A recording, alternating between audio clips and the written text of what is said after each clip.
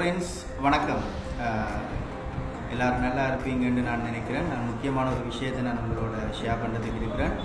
இதை பற்றி தெரிந்தவங்க இருக்கலாம், தெரியாதவங்க நிறைய பேர் இருக்கலாம். அதனால் தயவு செய்து இதை பார்த்த பிறகு நிறைய பேருக்கு பகிர்ந்து கொள்ளுங்க, ஷேர் பண்ணிக்கொள்ளுங்க.